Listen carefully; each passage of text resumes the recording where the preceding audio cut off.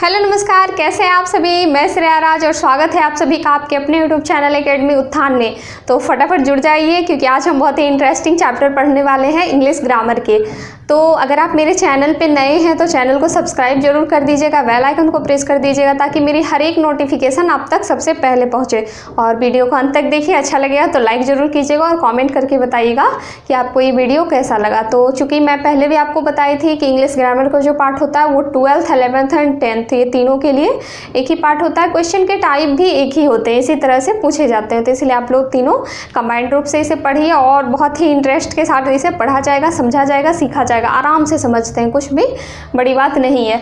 तो मैंने इससे पहले, चूँकि आज ये पार्ट 2 है, टाइम एंड टेंस का पार्ट 2 है, और मैं इससे पहले एक पार्ट आपको दे चुकी हूँ जिसमें कि मैंने पूरा टेंस को समझाया है। उसमें मैं बताई हूँ कि टाइम क्या होता है, टेंस क्या होता है, इन दोनों में डिफरेंसेस क्या हैं, टेंस के पार्ट कितने होते हैं, और उन पार्टों के बारे में मैंने छोटा छोटा करके पार्ट आपको बताए थे कि ऐसा ऐसा ये होता है। उसके बाद मैंने उसमें प्रेजेंट इंडेफिनिट टेंस जो होते हैं उस प्रेजेंट इंडेफिनिट टेंस का पूरा स्ट्रक्चर बता दिया था। ये जो आपको दिख रहा है ये बस मैं ऐसे ही आपके लिए लिख दी हूँ, वैसे मैं ये सारा बता चुकी हूँ। उसमें इसके बारे में मैं डिटेल भी बता दी, कहाँ V1 लगता है, कहाँ V5 लगता है, कैसे प्लूरल वर्ब को प्लूरल से सिंगुलर किया जाता है, कैसे नाउन को सिंगुलर से प्लूरल। तो ये सारी चीज़ें मैं आपको बता चुकी हूँ। अगर आपने नहीं देखा वो वीडियो तो ज़रूर देखिएगा, डिस्क्रिप्शन में लिंक है, आप एक बार जाके देखिएगा। आपकी बेसिक पूरी तरह से कंप्लीट उससे हो जाएगी, आपका शुरुआती जो पार्ट है वो कंप्लीट हो जाएगा। तो आज हम देखिए, आज पूरा प्रेजेंट इंडेफिनिट टेंस को ख़त्म ही कर देंगे क्योंकि आपके एग्जाम में अब सिर्फ स्ट्रक्चर से क्वेश्चन नहीं आते। ये तो स्ट्रक्चर सिर्फ सेंटेंस बनाने के लिए होता है। मेन जो क्वेश्चन आता है वो जो आपको यहाँ जो पॉइंट दिख रहा है ना,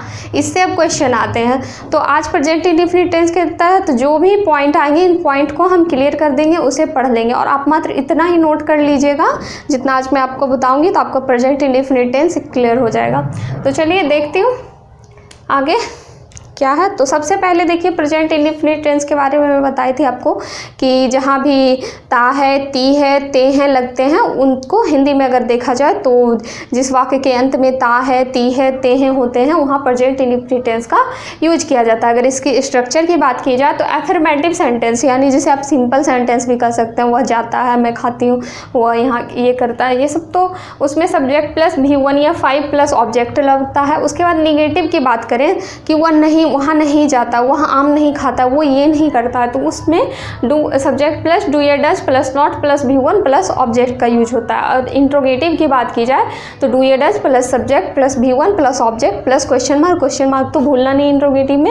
और निगेटिव प्लस इंट्रोगेटिव, यहाँ की निगेटिव भी हो इंट्रोगेटिव भी हो, जैसे कि क्या वो वहाँ नहीं जाता है, अगर ऐसा सेंटेंस हो तो उसमें डू या does plus subject plus note plus V1 plus object plus question mark का यूज होता है। उसके बाद WH सेंटेंस, WH के बारे में आपने पढ़ा होगा, वाट, वेयर, हाउ, वाई, ये सारे जो भी जिससे प्रश्न किया जाता है तो उस क्वेश्चन को पूछने वाले जो भी वर्ड होते हैं वो WH कहलाते हैं। तो इसका स्ट्रक्चर क्या होता है, WH वर्ड प्लस डू या does plus subject plus V1 plus object plus question mark. उसके बाद फिर WH निगेटिव होता है जिसमें WH वर्ड, उसके बाद do does plus subject plus note plus V1 plus object plus question mark. तो इसके डिटेल तो मैं आपको पिछले वीडियो में बता चुकी हूँ। तो अब देखिए, हम जानेंगे कि आज प्रेजेंट टेंस का यूज कहाँ कहाँ होता है। आखिर हम प्रेजेंट इंडेफिनिट टेंस जो है इसका यूज कहाँ कहाँ करेंगे। तो सबसे पहला पॉइंट देखिए, एडवर्ब्स, यानी कि कुछ एडवर्ब्स ऐसे होते हैं जिसका यूज हम प्रेजेंट इंडेफिनिट टेंस में करते हैं। यानी कि वो बड़े से बड़े सेंटेंस में भी लिखा हो, कहीं भी लिखा हो, किसी भी हालत में लिखा हो, लेकिन यदि वो वर्ड हमें मिल जाए तो हम समझ लेंगे कि यहाँ प्रेजेंट इंडेफिनिट टेंस है और हमें प्रेजेंट इंडेफिनिट टेंस का ही यूज करना। और इसी तरह से यही एरर डिटेक्शन आपके एग्जाम्स में क्वेश्चन आते हैं। जैसे कि आपको दे दिया जाएगा, इतना लंबा कोई सेंटेंस दे दिया, उसके बीच कोई वर्ड दे दिया जाएगा जो प्रेजेंट इंडेफिनिट के वर्ड हो गया। तो जब इस वर्ड को आपको दिया जाएगा तो उसके आसपास में कोई और दे दिया जाएगा। जैसे प्रेजेंट इंडेफिनिट टेंस है ना, तो प्रेजेंट इम्परफेक्ट दे दिया जाएगा, पास्ट का यूज कर दिया जाएगा। तो यही आपको नीचे 4 ऑप्शन दिए रहेंगे कि बताइए इनमें से कौन गलत है, यानी कि यहाँ पे क्या यूज होगा। तो आप प्रेजेंट इंडेफिनिट टेंस अगर जानेंगे, इस वर्ड को देखे होंगे तो आप जरूर सही टिक करके आइएगा। तो अब देखते हैं कि इसमें कौन कौन से वर्ड का यूज किया जाता है। तो सबसे पहले देखते हैं इसमें कौन कौन से वर्ड का यूज होता है। तो आप ध्यान से सुनिएगा, often, often, always, generally, rarely, scarcely, उसके बाद हैबिचुअली, जो भी हैबिचुअल एक्शन हो गया वही हैबिचुअली, नेवर यानी कभी नहीं, सेल्डम, उसके बाद हो गया वंस अ वीक ले लीजिए, once a day, once a week, once a year,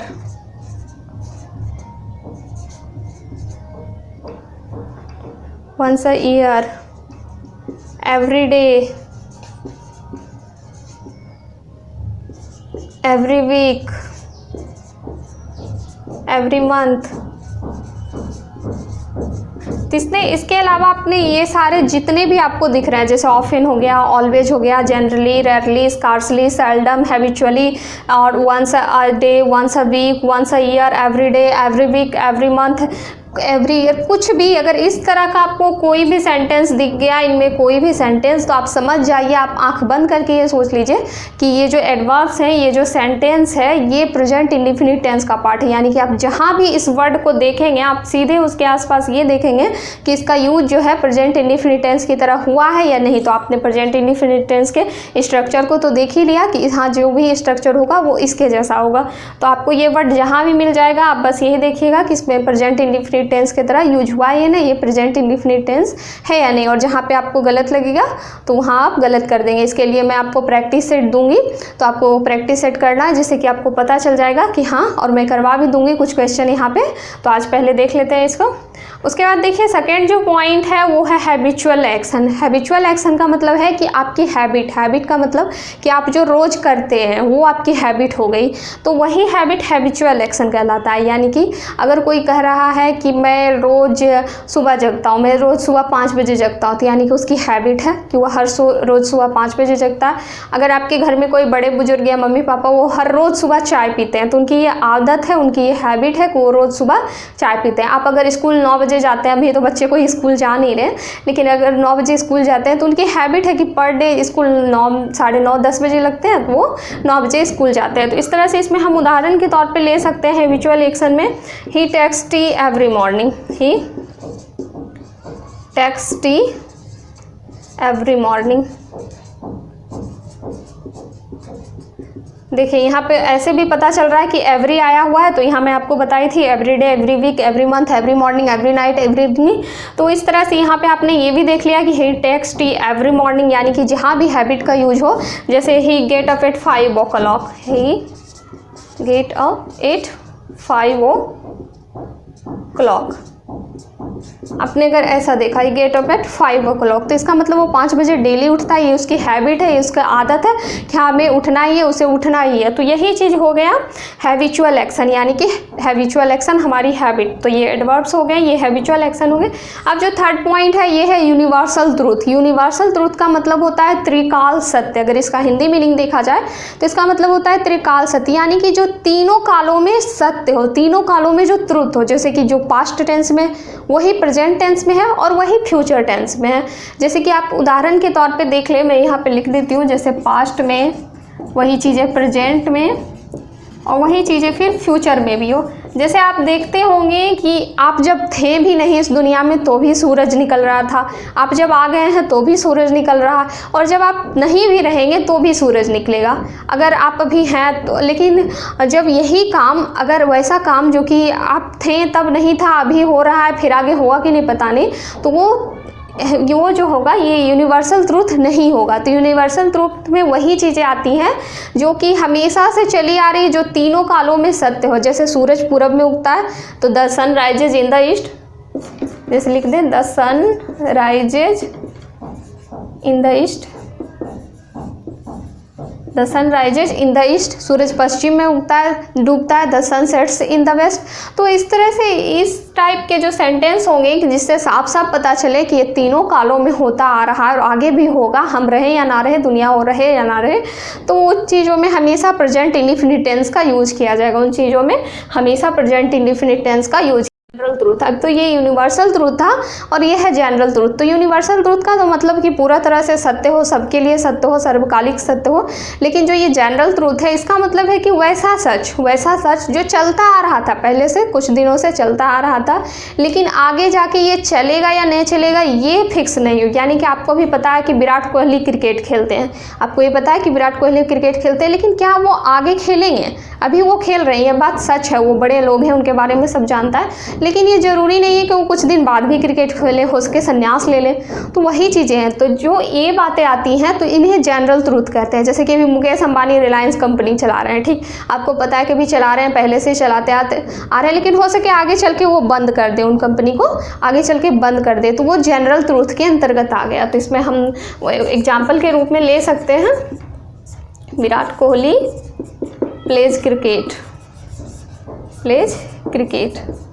यानी कि विराट कोहली क्रिकेट खेलते हैं, ये जनरल ट्रूथ हो गया। और यूनिवर्सल ट्रूथ के रूप में हम ले सकते हैं कि the sun rises in the east. उसके बाद देखिए exclamatory sentence with here and there, यानी कि जहाँ भी हियर एंड देयर हो और उसके साथ एक्सक्लामेटरी सेंटेंस हो तो वहाँ पर हम हमेशा प्रेजेंट इंडेफिनिट टेंस का यूज करते हैं। अब देखिए ऐसे सेंटेंस बनते कैसे, कौन से सेंटेंस को हम यूज करेंगे?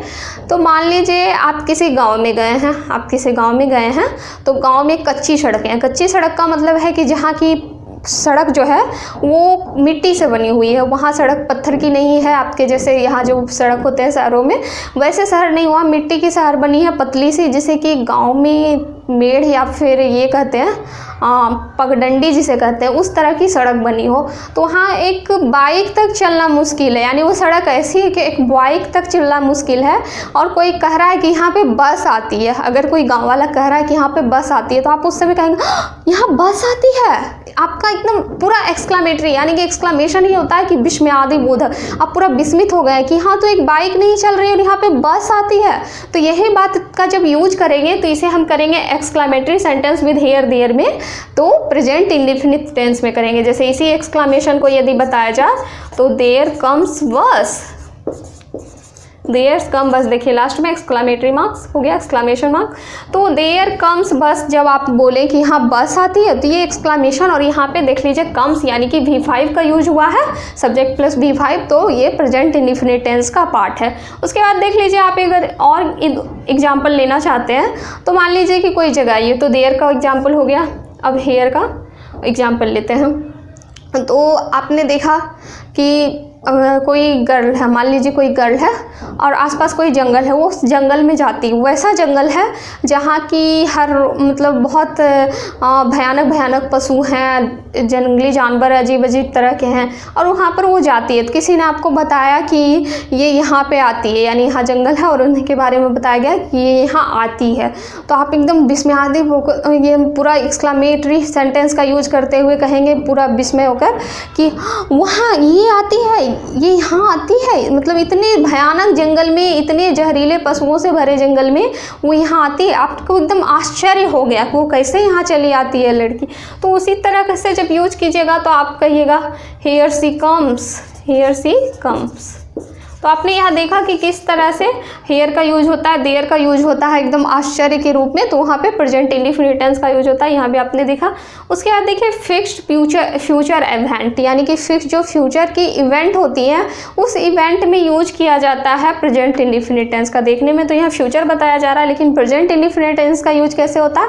तो अब जैसे देखिए फिक्स, यानी कि फ्यूचर टेंस में हम कह रहे हैं कि वो वहाँ जाएगा, वो खाना खाएगा, वो वहाँ रहेगा, वो यहाँ से चला जाएगा, तो ये सारे बात हो रही है फ्यूचर में, यानी कि ये बात फ्यूचर में। लेकिन यदि हम कहें कि प्रधानमंत्री कल यहाँ आएंगे, प्रधानमंत्री कल यहाँ आएंगे किसी दो और, तो जब आपने यहाँ कहा कि प्रधानमंत्री कल यहाँ आएंगे, इसका साफ साफ मतलब है कि उन्होंने अपना टिकट करा लिया होगा, उन्होंने प्लेन बुक कर ली होगी कि हाँ उनका हेलीकॉप्टर रेडी होगा कि कल यहाँ आना है, कल पहुँचना है। तो इसका मतलब है कि फिक्स टाइम है कि कल यहाँ प्रधानमंत्री आ जाएंगे। उसी तरह से आप यदि कहते हैं कि कल 7 बजे मैच स्टार्ट होगी, जैसा कि आपने यदि कहा कि कल 7 बजे मैच स्टार्ट होगी, तो मैं लिख सकती हूँ the match starts at 7 PM tomorrow, 7 PM tomorrow. तो इसका साफ साफ मतलब हो रहा है कि आप बातें कह रहे हैं फ्यूचर टेंस के लिए, यानी कि आप बात कह रहे हैं कि हम फ्यूचर में, यानी फ्यूचर में ये चीज़ें होंगी, लेकिन वो फिक्स है, वो फिक्स है कि हाँ कल जो मैच होगी वो 7 बजे कल शाम में होंगी, कल शाम में 7 बजे ये मैच होगी।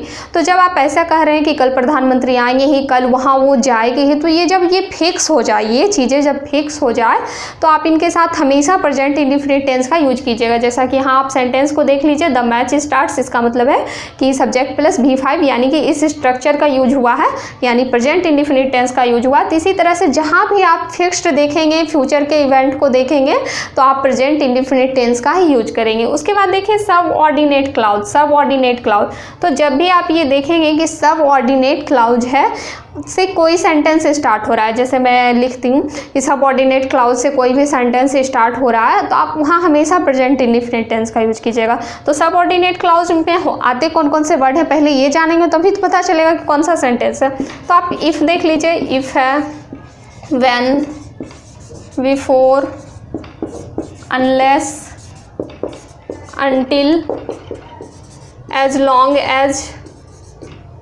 soon as। तो इस तरह के आपको जहाँ भी वर्ड मिल गए, जैसे as, if, when, before, unless, until, as long as soon as. जैसे कि इफ़ का मतलब अगर होता है, इफ़ का मतलब अगर होता है, और आपने किसी से कहा कि तुम अगर यहाँ आओगे तो मैं तुम्हारी मदद करूँगी, तुम यहाँ आओगे तो मैं यहाँ तुम्हारी मदद करूँगी, इसका मतलब if you come here I will help you. अगर मैं आपसे कहूँ कि आप मेरे चैनल पे आएंगे, आप मेरे चैनल पे आएंगे तो मैं आपको पढ़ाऊँगी, तो इसका साफ साफ मतलब हो गया कि मैं आपको कह रही हूँ, मैं इफ़ का यूज कर रही हूँ कि if you come on my channel I will teach you. मैं ऐसा तभी कहूँगी, मैं आपको तभी पढ़ाऊँगी जब आप मेरे चैनल पे आएंगे, मेरी वीडियोस देखेंगे तभी तो पढ़ाऊँगी ना, मैं आपको ऐसे में थोड़ी आपको पढ़ाती हुई दिखूँगी बंद फ़ोन में। तो इसीलिए जब यहाँ आप यूज करेंगे कि इफ़, मैं इसी सेंटेंस को लिख देती हूँ, if you come on my channel I will teach you, I will teach you. तो आप यहाँ साफ साफ देख रहे हैं कि यहाँ पे तो पहले कोमा लगा है, तो कोमा का साफ मतलब हो गया कि ये दूसरा सेंटेंस है, हमें अभी इस सेंटेंस से काम नहीं है, अभी हमें इसी सेंटेंस से काम है। तो जब भी आप देख रहे हैं यहाँ पे इफ़ क्लाउज लगा हुआ है, तो उसके बाद जो सेंटेंस स्टार्ट हो रहा है, you come on my channel, तो आप देख रहे हैं कि यू है यानी सब्जेक्ट है, फिर कम यानी कि वर्ब का वन रूप, यानी फर्स्ट वर्ब का रूप है, तो you plus come on my channel, यानी कि उस स्ट्रक्चर का उपयोग हो रहा है, उस स्ट्रक्चर का यूज हो रहा है, यानी प्रेजेंट इंडेफिनिट टेंस का यूज हो रहा है। तो आपको जहाँ भी ये सारी क्लाउजेज मिल जाएंगी, जैसे इफ हो गया, व्हेन हो गया, before, unless, until, as long as soon as, तो आप साफ साफ समझ लीजिएगा कि उससे जुड़ा हुआ जो भी सेंटेंस होगा वो प्रेजेंट इंडेफिनिट टेंस में। जैसे आपके एग्जाम्स में क्या करेगा, ये सेंटेंस दे दिया, मान लीजिए ये सेंटेंस को दे दिया, यहाँ कम की जगह विल कम दे देगा, हैव कम दे देगा, हैज कम दे देगा, और आपको वही ऑप्शन दे देगा कि बताइए इनमें से कौन सा पार्ट गलत है, या फिर यहाँ पे दे दिया जाएगा कॉमा कि कौन सा सुधार किया जाए इस पार्ट में। यहाँ पे आपको दे दिया जाएगा you will come, you come, उसके बाद फिर दे देगा you have come, you have come. तो आप अगर जानेंगे तभी ना कि हाँ यहाँ इफ़ क्लाउज है तो हमेशा हम प्रेजेंट इंडेफिनिट टेंस का यूज करेंगे। तो आप अगर जानेंगे कि हाँ यहाँ प्रेजेंट इंडेफिनिट टेंस का यूज करेंगे तो आप डायरेक्ट यू कम में टिक आउट करेंगे, यू कम में टिक आउट करेंगे कि यहाँ प्रेजेंट इंडेफिनिट टेंस का यूज होगा क्योंकि यहाँ इफ़ क्लाउज लगा। तो ये बातें आपको ध्यान में रखनी है। उसके बाद देखिए क्वाटेशन, क्वाटेशन का मतलब होता है कथन। अगर इसके हिंदी मीनिंग को देखा जाए तो इसका मतलब होता है कथन, यानी कि बड़े बड़े महापुरुषों ने, बड़े बड़े लोगों ने जो बातें कह दी, जो बातें वो कह के चले गए वो बातें कथन के अंतर्गत आ जाता है। जैसा कि मैं 12th में इंडियन सिविलाइजेशन एंड कल्चर आपको पढ़ा रही हूँ फर्स्ट चैप्टर में, तो उसमें महात्मा गांधी ने कहा कि mind is a restless bird, mind is a restless bird, मन एक बेचैन पक्षी है। तो उसमें जब वो एक कोट हो गया, यानी वो महात्मा गांधी द्वारा कही गई एक कथन हो गई कि mind is a restless bird. तो यहाँ साफ साफ लिखेंगे, अगर उस बात को हमें लिखना होगा तो हम लिखेंगे कि महात्मा गांधी सेज, महात्मा गांधी सेज। उसके बाद आपको पता है कि जब भी कोटेशन लिखते हैं तो उसे इन्वर्टेड कोमा में बंद करते हैं। इन्वर्टेड कोमा जो इससे होता है, यानी कि इधर से होता है इस तरह से और इधर से होता है। तो ये जो इन्वर्टेड कोमा होता है, इस इन्वर्टेड कोमा में हम उन चीज़ों को बंद करते हैं। तो देखिए Mahatma Gandhi says mind is a restless bird, mind is a restless, यहाँ तो दिखेगा नहीं आपको, रुकिए एक सेकेंड। तो ये जो कोटेशन है मैं यहाँ लिख देती हूँ, यहाँ पे Mahatma Gandhi says, Mahatma Gandhi says mind is a restless bird, mind is a restless bird. तो जहाँ आपने देख लिया कि ये कोटेशन है यानी mind is a restless bird, ये कथन कहा गया है, तो इसके साथ किसका यूज कर रहे हैं, तो प्रेजेंट इंडिफिनिट टेंस का, Mahatma Gandhi says, present indefinite tense का यूज करना है। इसी तरह से आपको पता है कि जब क्रांति का समय था यानी कि भारत की आज़ादी दिलाने वक्त बहुत सारे लोगों ने बहुत सारी बातें कही, जैसे महात्मा गांधी ने कहा था करो या मरो, सुभाष चंद्र बोस ने कहा तुम मुझे खून दो मैं तुम्हें आज़ादी दूंगा, किसी ने कहा आराम हराम है, तो किसी ने कहा कि मेरे सिर पे पड़ी है हर एक लाठियाँ, ये अब अंग्रेज़ों को दुख दे रही, यानी जो भी कथन उन्होंने कहा, जो भी कथन कह गए कि इन्होंने कबीर की बानी, इंद की बानी, तो ये जो कथन होते हैं उस कथन के साथ हमेशा हम प्रेजेंट इंडिफिनिट टेंस का यूज करेंगे। ये बात आप गांठ बांध लीजिए, ये बात आप ध्यान रख लीजिए कि जहाँ भी कोटेशन होगा वहाँ हम प्रेजेंट इंडिफिनिट टेंस का यूज करेंगे। अब देखिए जो पॉइंट आता है वो है feelings and emotion, feelings and emotion. तो फीलिंग्स एंड इमोशन का साफ साफ मतलब हुआ कि जब आप किसी के सामने अपनी फीलिंग्स दर्शाते हैं, अपनी इमोशन दर्शाते हो, और ये तो एकदम कॉमन सा वर्ड है आप लोगों के लिए, यंग एज में आप जिस एज में हो तो ये कॉमन वर्ड है, आप सबके सामने बोलते हो मेरी फीलिंग्स थी मैंने बोल दी, या आप लोग ने किसी को यदि प्रपोज किया होगा तो हमेशा कहते होंगे आई लव यू, आप कहते हैं आई लव यू, ये नहीं कहते कि आई एम लविंग यू या आई हैव लव यू या आई कैन लव यू, ऐसा नहीं कहते हैं, आप कहते हैं डायरेक्ट आई लव यू। तो इसका साफ साफ मतलब हो गया कि आप जहाँ भी अपनी इमोशन दिखाते हैं, या फिर बहुत कोई गुस्सा हो गई तो कहती है डायरेक्ट आई हैट यू, वो ये तो नहीं कर रही है कि आई एम हैटिंग यू या आई हैव हैट यू, तो ऐसा बात नहीं है। जब भी यूज करते हैं हम तो फीलिंग्स और इमोशन दिखाने के लिए तो डायरेक्ट हम प्रेजेंट इंडिफिनिट टेंस का ही यूज करते हैं, डायरेक्ट प्रेजेंट इंडिफिनिट टेंस का यूज। जैसे मैं इसी को एग्जाम्पल के रूप में ले लेती हूँ, आई लव यू, ठीक, आई हेट यू। तो जब भी आप इमोशन दिखाते हैं, अपनी फीलिंग को दर्शाते हैं किसी के सामने, तो हमेशा प्रेजेंट इंडिफिनिट टेंस का यूज करते हैं। उसके बाद देखिए एक आता है ट्रेडिशन। ट्रेडिशन का मतलब होता है परंपरा, ट्रेडिशन का मतलब होता है परंपरा। आप जानते हैं कि भारत हमारा धर्मनिरपेक्ष राष्ट्र है, यहाँ अलग अलग धर्म के लोग रहते हैं, जैसे हिंदू हो गया, मुस्लिम हो गया, सिख हो गया, ईसाई हो गया, और सबके जो विधि विधान है, काम है, पूजा है, पाठ है, अन्य चीज़ें अलग अलग होती है, सबके धर्मों की अलग अलग होती है। तो इसी तरह से आप ये देखे होंगे कि हमारे यहाँ यानी कि हिंदू जो होते हैं वो उनके यहाँ जब कोई व्यक्ति मर जाता है तो उस डेथ बॉडी को वो जला देते हैं, उस डेथ बॉडी को जला देते हैं। लेकिन मुस्लिम क्या करते हैं कि उस डेथ बॉडी को, उनके यहाँ अगर कोई मरता है मुस्लिम दर्जे का लोग उसका, तो वो उसे दफना देते हैं, उसे दफना देते हैं, मृतक को दफनाते हैं। तो वही चीज़ें हैं कि परंपरा अलग अलग है, हिंदू में जलाने की परंपरा है तो मुस्लिम में दफनाने की परंपरा।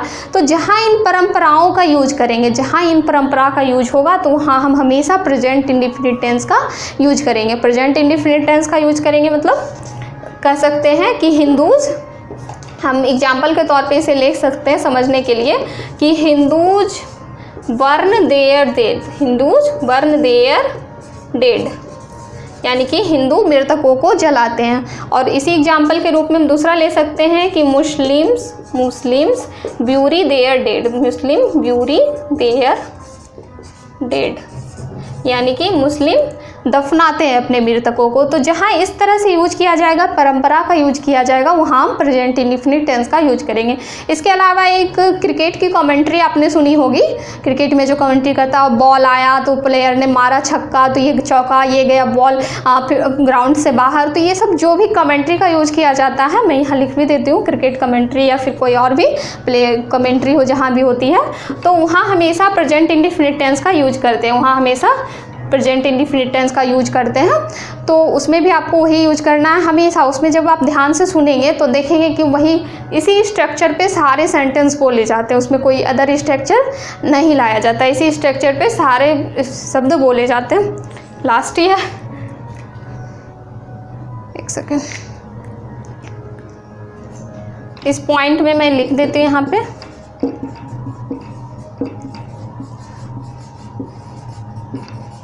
क्रिकेट कमेंट्री में भी इसी चीज़ का यूज होता है, बॉल आया, बॉल गया, छक्का लगा, चौका लगा, बॉल गेंद फील्ड के बाहर गया, जो कुछ भी बातें होती है, दौड़ के प्लेयर ने दौड़ के रन लिया, तो ये सारी इसका यूज प्रेजेंट इंडेफिनिट टेंस के रूप में ही होता है, तो आपको ये भी ध्यान रखना है। आप देखिए मैंने आपको इतना पॉइंट बताया, ये आपका स्ट्रक्चर हो गया, फिर adverb, habitual action, universal truth, general truth, exclamatory, fixed future, subordinate clause, quotation, feelings and emotion, tradition, ये सारी चीज़ें जो मैंने आपको बताई, क्रिकेट कमेंट्री।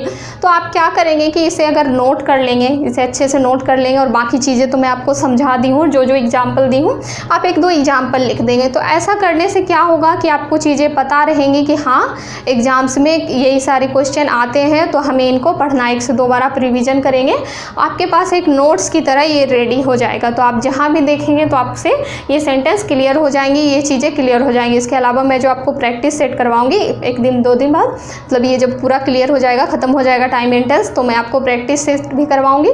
तो इस तरह से आपको चीज़ें क्लियर होंगी, आपके एग्जाम्स में सही आप बना के आएंगे। तो इसीलिए आप हो सके तो इसे नोट कर लीजिए, जैसे मैंने आपको बताया है, पॉइंट बाय पॉइंट नोट कर लीजिए, उसके एग्जाम्पल लिख लीजिए, आपको बहुत काम देंगे। तो चलिए आई होप कि आपको अच्छा लगा हो, और अच्छा लगा हो तो कमेंट करके ज़रूर बताइएगा कि कैसा लगा हो, और लाइक कर दीजिएगा। और अभी चैनल को सब्सक्राइब अगर आपने नहीं किया है तो सब्सक्राइब भी कर दीजिएगा, क्योंकि ये अभी से लेकर आपके एग्जाम्स तक आपके ये चैनल आपके साथ रहेगा। तो चलिए तब तक घर पे रहिएगा, सुरक्षित रहिएगा, अपनी तैयारी को मजबूत बनाते रहिए, और जय हिंद, धन्यवाद।